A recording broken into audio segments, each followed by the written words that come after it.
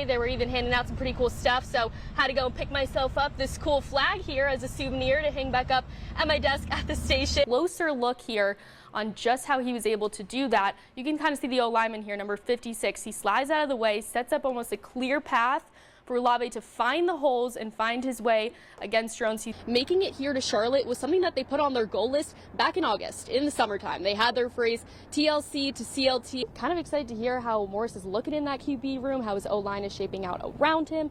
And of course, like you mentioned, we have a lot of new transfers. Now look, this game wasn't a pretty one from the Cavaliers by any means, but Tony Elliott saying post-game, hey, a win's a win, and that's what this team came here to do with NIL and their players coming in and out of the portal.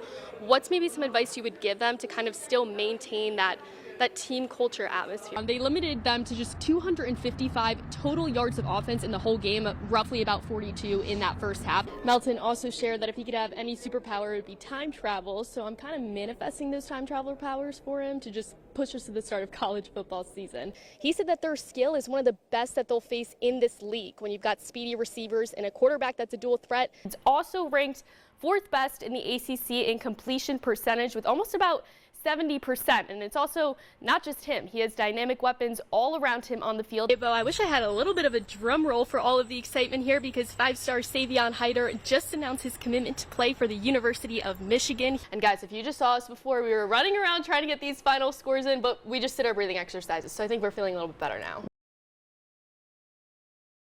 One! That ground ball be right here. One more! If you've been to a Tom Sox game, it's hard to miss Coy Tomlin, running around the ballpark or calling out some umpires. Ball! Thank you! He's the pitching coach for the Tom Sox and the son of head coach Randy Tomlin. What's your favorite part about coaching? Business. Your pitching calls? Yes. Coy was diagnosed with autism at an early age, but that didn't stop Randy and his wife from wanting to give him the best life. He joins us, whatever I do, he's in my pocket, and he wants to be a part of everything. From hitting homers in the backyard to following around his dad throughout his coaching career, baseball was a language Coy always spoke. It is?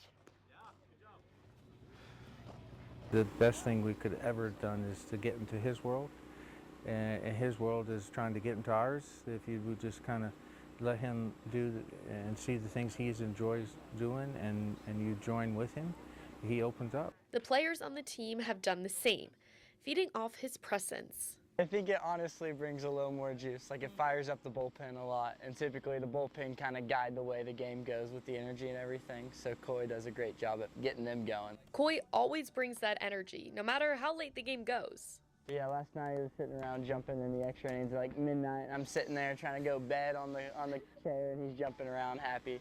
He may not have a bat or glove, but he's a game changer in his own way.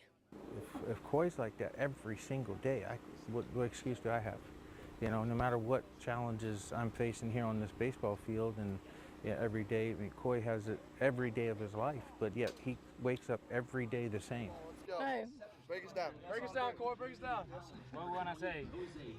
Tom Sox. 1, 2, 3. Tom Sox. In Charlottesville, Keara Bruno, CBS 19 Sports.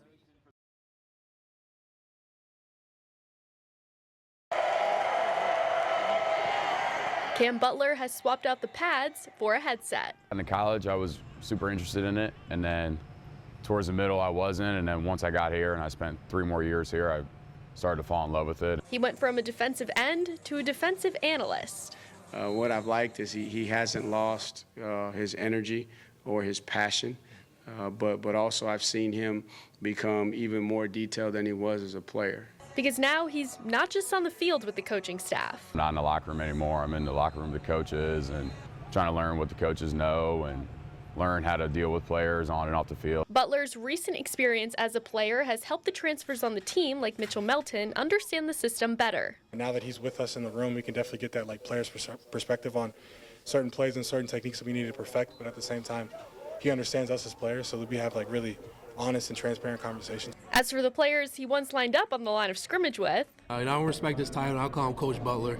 they still love hearing both of his perspectives too. When he speaks, he understands that maybe what coach might be saying may not be what players saying, but having a combination of both of those worlds is great.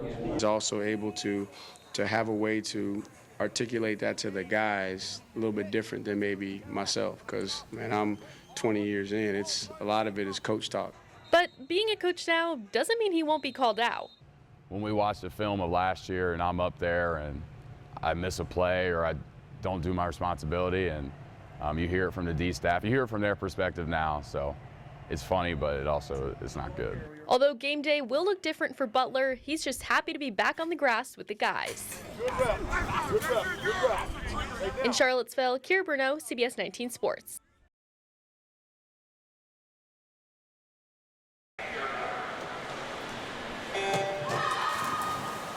There is now a new device for the top swimming program in the country to make its times even faster. You're not even having to try harder during the race. It's no extra energy. It's training smarter, not harder. A group of UVA engineering students created the smart starting block in only a few months.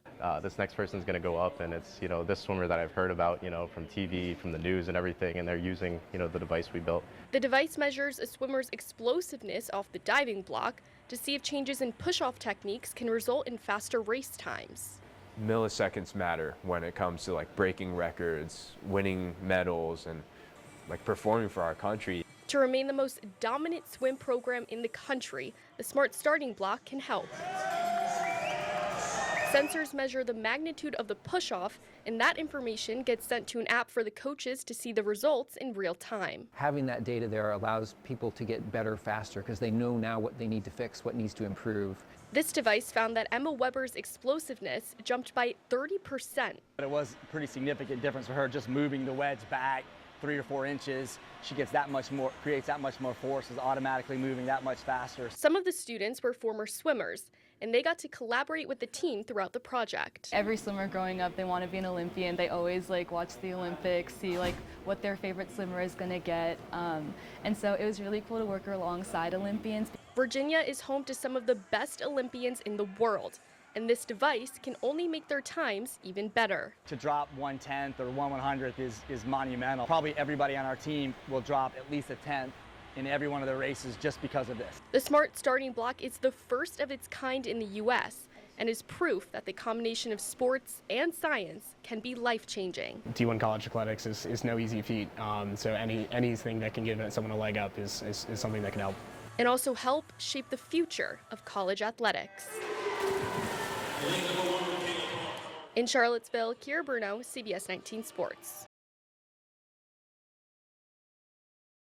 Hello everybody, and welcome to the Queen City, brought to you by 2 of your queens. Sorry, I had to say that one. I wish all of you guys were there because the vibes were seriously so high. The guys had so much energy and it just looked like they were having a lot of fun out there. I was in a little school band, so I could do that. That's cool. We might have to get you to do that one day. This is the same team that was picked to finish 14th in the ACC preseason poll, and we've heard Tony Elliott talk a lot about this season, just how special this year's group was. He came in earlier this summer saying, hey, I want to win an ACC championship with this UVA team, and he has been a huge part in helping this team get here. Just found out who you're playing in the regional. You guys are heading to Columbia, South Carolina to take on North Florida on Friday. So just initial thoughts, initial emotions, how are you feeling about all of it? I'm bringing out the archives for this video. Clearly, it looks pretty old because the last time these two teams met was back in November of 2018. Right now, they have UVA as that a number 11 seed, meaning they have them winning the ACC.